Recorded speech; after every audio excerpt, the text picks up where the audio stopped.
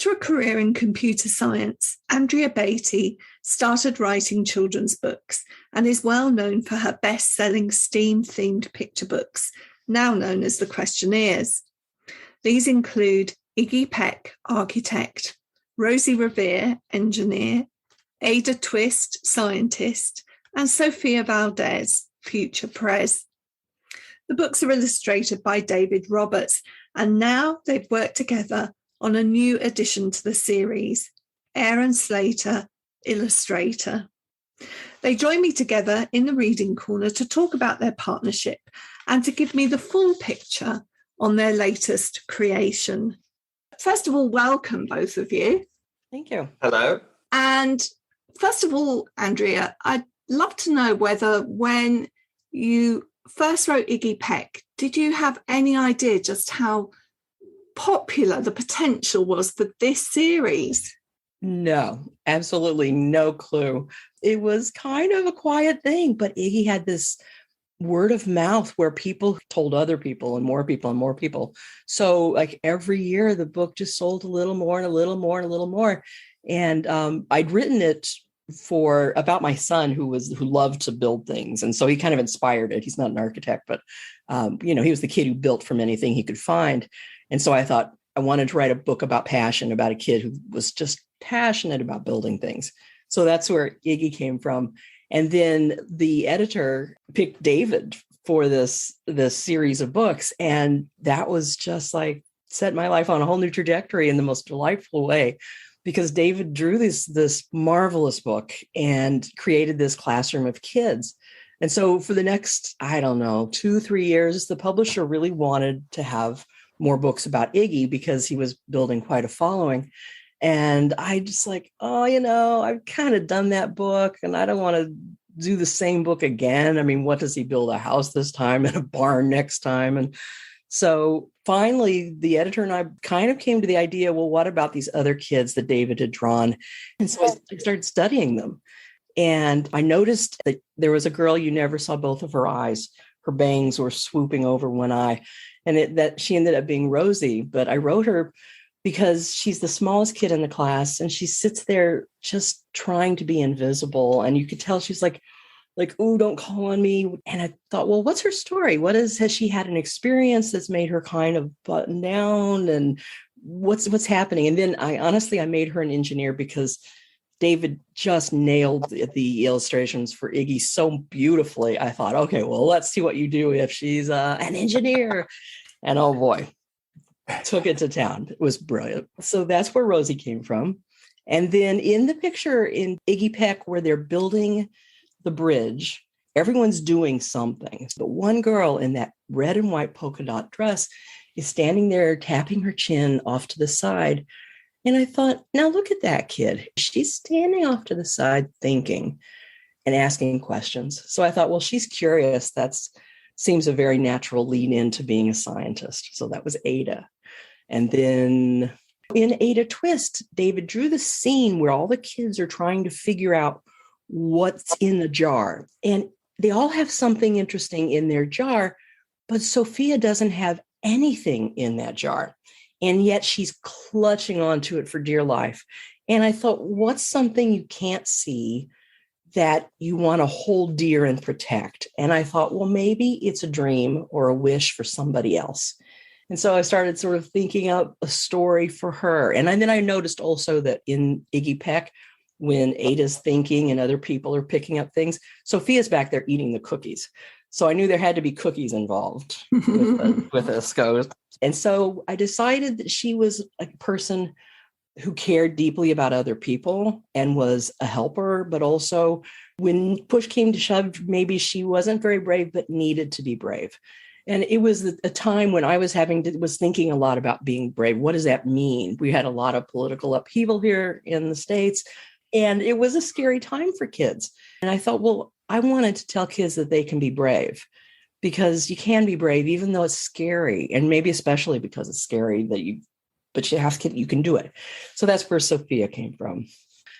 Aaron Slater then came from looking at this beautiful boy. He wears the white t-shirt. He's the black boy who has jeans, a white t-shirt, but bright yellow socks. In Ada's book, he has flowers in that jar. And so I thought, okay, well, he's someone who loves beauty. And sort of about the same time, I was doing a lot of gardening. So flowers and beauty really was a big thing. It started, during the pandemic. And I'm thinking everybody can really gain some hope and some cheer and some calm just through nature and through art. And all of those things are so important to us. So Aaron became an illustrator. And part of that was also due to David and I having lots of conversations over time and him telling me about some of his struggles with reading. And I thought, well, you never see him with things with words. So in Sofia Valdez, he has a sign. Everyone else has signs like, make parks and more space for green, but his just has a flower. And I thought it's a perfect sign because it's like, what else is going on? And so always that's been the process of sort of looking at the clues David puts there and then mapping that to something I want to explore. There's a lot to pick up and say about that. But before I do, I just want to ask David, this is an unusual collaboration where your drawings are kind of sparking what comes next. That must be quite exciting. Yeah, I mean, it's immensely exciting thinking which character is going to speak to Andrea, who's it going to be next, sort of thing. Because I don't know and I don't get involved. I don't sort of say to Andrea, can we do a story about this character or this character? So to have just started off with one book, and in the text it just said 17 kids were in the class along with Iggy, and I had a lot of fun just coming up with that classroom of children. Really, that was an immense pleasure in just being able to total blank canvas of who they could be, and then seeing them evolve into the characters that they're becoming is really lovely. And one of the things that I thought about when I was doing that first book, and kind of when I do any of my books, I always think about the people in the background of the stories. I don't sort of see them as extras in a film. I see them as other cast members to the story, and they're part of the main character's story, and the main character is part of their story. So I give each character a story themselves. In my own head, I sort of imagine who they are and perhaps what they like and who their family is. But I never say that to Andrea. I just sort of try and put it into their character, and then whichever one speaks the loudest to Andrea then gets their story. Yeah. But although these children are all unique and have these unique talents, interests, passions, the thing that seems to run through all the stories for me is that it's not so much about coming to know who you are, because they seem to know who they are quite early on. It's more to do with other people learning to accept them for who they are. Yeah, it's kind of an old trope in children's books. And I've had people say, it's really important. The most important thing in a kid's book is that the kid learn a lesson and change through the story. And I'm just like, that doesn't happen to any of ours. They just do their thing, and everyone else is just going to have to get on board because they're amazing. These kids are amazing. They don't need to change. They may learn a little something or find a little more gusto they didn't quite know they had, but they're innately there when they start the story. No, the grown-ups can get with the program. Yes, exactly. The other thing that I really like in them is the ensemble piece, so that although it is focusing on a child, all of these children in the class come together. They experience that main character's joy and get involved in some way. It's really celebratory, and I love it. It's lovely to draw those connections, whether it's through facial expressions or whether they're actually physically connecting with each other in some way, like in Rosie Revere, where they're actually inventing stuff together. So they're all in little separate groups. One has invented sort of like a mobile disco, and they're all dancing with each other. So it's that sort of thing. And also, I'm quite keen for every book, we return to the classroom if we can, or in another situation where all those children are together with each other. So we revisit the group every time. So whoever's reading the story, the child that's reading the story, will be able to recognize the different characters from the different books and point them out and have that connection from one book to another book to another. You know, it reminds me of the ideal classroom is one in which we all learn from each other. Yeah. And in a way, it's a sort of mirror of you and Andrea working together as very different creatives, but each of you brings something and you create a whole that you couldn't do on your own. Definitely. I think that's what I hope comes through, is that each kid realizes like what they can bring, and the other kids realize what they can sort of help with or let somebody else be good at. Also, it really brings in community, because none of these stories take place in a vacuum. And sometimes, you know, we get this really great look into the town and the other people there. And David has just done this amazing job of sort of fleshing out this world, this tiny bit by tiny bit. And it's such a cool, fun place. But one of the things that happens too is early on in the books, every book has kind of the same structure, where we begin with the character as a baby or a very tiny kid, and then we see them a little bit older, and then we see them when they get to grade 2. So I always love the amount of backstory David sticks into these illustrations. Like for me, the story of Sofia Valdez, the backstory of her mom, who seems to have probably passed away, but you can tell the story through just the photographs on her wall and on her nightstand and the barrettes that she wears in her hair. When she's a baby, she has 1 barrette. She gets a little older, she has 2 barrettes. And then we see the picture of her mom, who always wore the 3 barrettes. And that sort of detail that you never pointed out to me. And I literally, like all the readers, have to dig through for years. And I still find things from our earliest books. Kids will find those details because, you know, they're just like zoomed in. I think that's why it bears rereading and be able to sit and just live with those illustrations for forever. Tell us a little bit about Aaron Slater. Tell us what his trajectory is, and then perhaps a little reading, Andrea, would be great. Sure.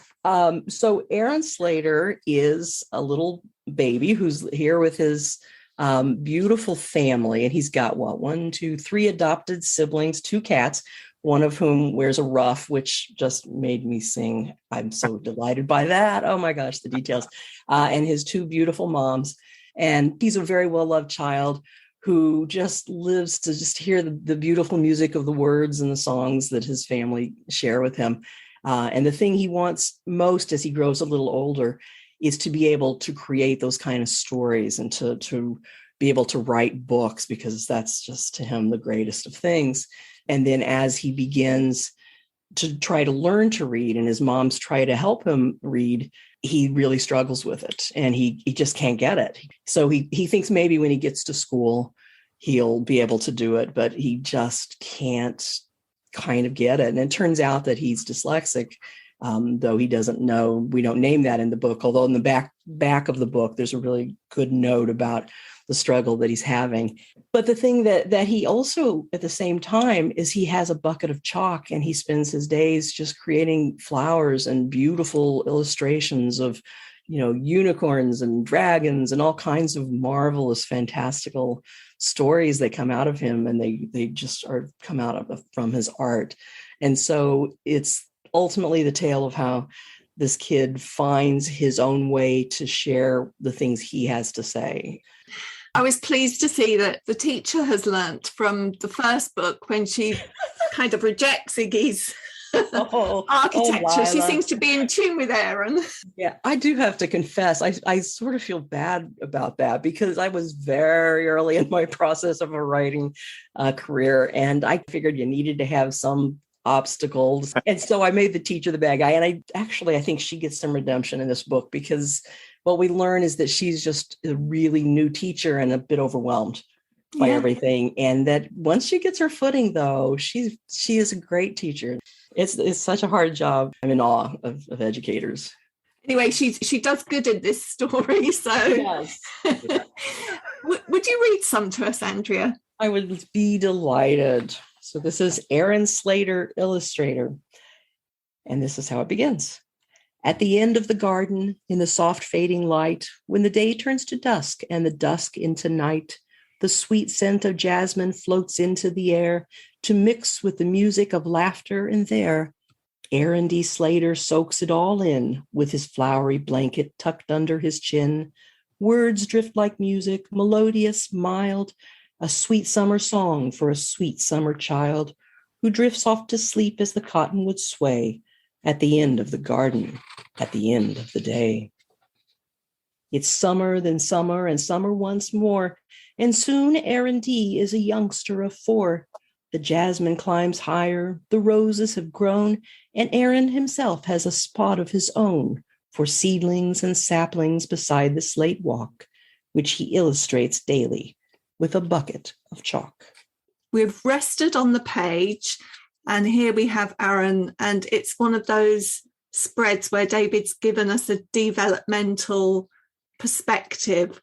Tell us a little bit about this development here. It struck me that with this story in particular, there was room for me to kind of show how he was not just developing physically growing up, but also developing his skills as an artist, as a young illustrator. Originally, I thought about having sort of separate vignettes across the page, but I just hit on this idea of like having this movement through time. The way that the rhyme was written about it's summer and then summer and summer once more, and it had this beautiful flow to it that I thought I could perhaps mirror that journey, linking each illustration to the next. So each one is purposely sort of overlapping the other one until we get to him at the age of 4. And we'll follow him from being a tiny little toddler, just discovering paint and putting handprints everywhere, to then picking up a crayon and drawing a flower, and then being a little bit older and actually focusing in on something. And if you look really closely, he's focused in on a little ladybird. It's all about looking, it's all about the visuals. And also the other thing was about the floral blanket that he has. I wanted to carry that throughout the whole story. Andrea mentions a bit later in the story about him wearing this poppy red jacket. And I thought, this is the thing about Aaron, is he's always expressed himself through his love of beauty and his love of colour and his love of flowers. And then when he gets to school, that sort of falls away because of his difficulties with reading. And you physically see the flowers fall off him. I thought he's losing a little bit of himself, a little bit of his joy. As you've mentioned this kind of visual clue, I'm just going to skip to the page where they're sitting in school. And you've got some children where the words are not actually on the page. And I'm reading into that they are in some way also struggling. I don't know if that's true. Yes, it was. What I wanted to do was I didn't want Aaron to be the only kid in the class who had difficulty with reading, because that's not representative of a real classroom. So I started off with, how do I show Aaron's difficulty with reading? How can I actually show it?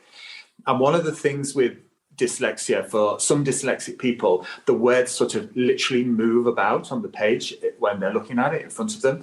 And so I thought, well, let's just have it so that all the words have literally dropped off the page and he's looking at, it may as well be looking at an empty space because he can't connect with this writing. And then I thought, well, some of that would be happening around him as well. And for different children, maybe it's at different levels. Like one child, it might just be B's and D's that they get.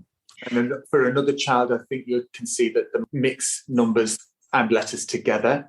And it was just this way of, I didn't want it to sort of look like he was the only one.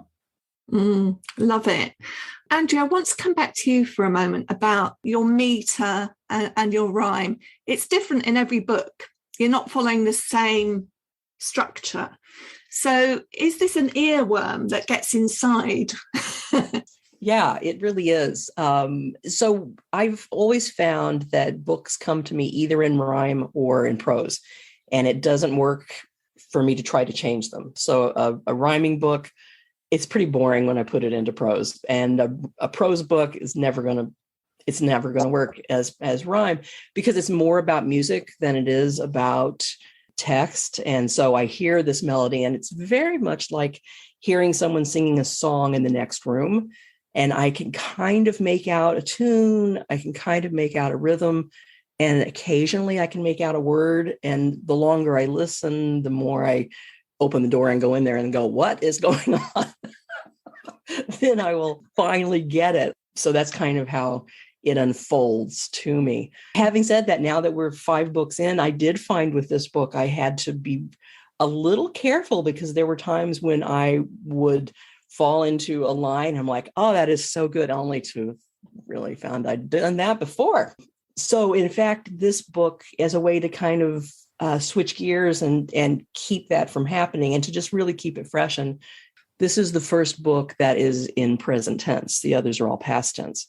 So that sort of changes the reading and the pace of it a bit.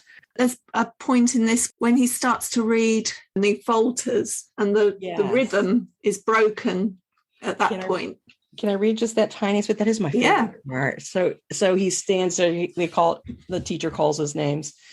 So he stares at his shoes and his sunflower socks. Then he closes his eyes, and then young Aaron talks. Once there was a flower. No, wait, I know. Once there was a magical flower which gave all who held it extraordinary power. And then this spread that David has done, which has Aaron he's literally floating up into the air, just the tiniest bit. He's got his eyes closed, and he has wings, which are a throwback to Aaron Douglas's art, because Aaron D. Slater is the namesake of Aaron Douglas, the American painter. I know that mural, isn't it, when it's got the wings? Mm-hmm. It did quite a lot of biblical subjects and putting the African-American experience into those images. So also with Rosie Revere, obviously we've got Rosie the Riveter, we all know from the posters. When did you decide that you were going to kind of name him after this artist? Well, one of the things that happens when I kind of have figured out who the kid is and what their realm is, then I start thinking just like who might be good to name. And I like when the names, they don't all, but I like when the names have a connection to some historical significant person who really did something in that field. And so I started, looking up names of artists and particularly Black artists. And I've always loved his work and am fascinated by the Harlem Renaissance, which was such an important era in American art and literature and everything. And so it just seemed a really natural fit for Aaron Douglas, but then Douglas doesn't rhyme with Illustrator. So the middle name comes to the rescue. Yes. Oh, that rhyme, man. I'll get you. Rosie Revere, engineer, she got her name, and Great Aunt Rose shows up because I was writing Rosie. I knew she was going to be an engineer. I think I at one point went to visit my aunt, and she had been a Rosie the Riveter, and she'd worked in a munitions plant in World War II. And she was in her 90s at that point. And I wanted to do something to say thank you to all of the people who fought in that war and who kept the home fires burning and who really saved the world from, autocracy and fascism. And so that's where Great Aunt Rose came in. And once she came into the story, it all just snapped in. So the names do have an impact on who the characters are and where it takes the story. And then I love, David, that you put that into the illustrations. When I know that the name is connected to a historical figure, like with Ada, for instance, it's Ada Lovelace. So there'll be little things in there that you can find out about. There's even a little book of Ada Lovelace, isn't there? And there was the date on the clock is the 13th of October, which was Ada Lovelace Day that year. Before we leave the illustration, I have to ask about these posters, these music. Obviously, Evelyn Glennie, the deaf percussionist. Yeah. And it does bring me to a kind of cross-cultural point, whether these references are necessarily understood in America, whether they're kind of British references. I'm just interested. Some of them are British, but I will look them up immediately and find them. Then I'm just like, yay. And honestly, I do think that of the two mums, I think one of them's British and one of them is American. And I have thoughts on that I will, before we do the novel and things, we'll discuss that. Because I think in a way, and we've said this before, it's like David and I are co-parents, and I know things and he knows things, and they aren't always the same things. So I would really like to bring some of that into some of our chapter books.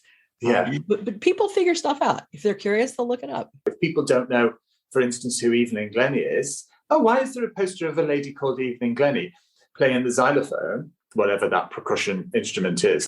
They can Google her, and then they'll find out that she is a deaf musician.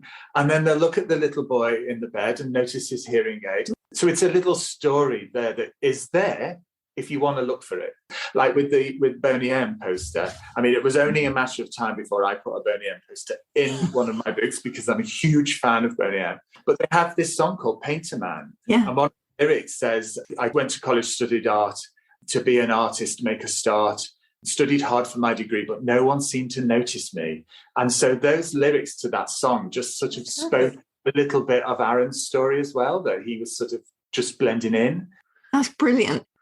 I have one more question that I have got to ask you, and that's about inclusivity, which is so ingrained in these stories. Aaron's got two mothers. It's never mentioned. It's just a beautiful, warm family picture. But all through these books, there's this attention to being inclusive. I'm guessing that's really important to both of you. Yeah, I have to say, like, it's really marvelous because David always works just from the text. Like, I never put in notes about things like that. In a rhyming book, particularly, I don't have the space to add anything but what happens. So I never focus on really anything peripheral. I just have to say, what are they doing? And then David just turns this beautiful, makes everyone seen. And I love that so much about you, and that's important.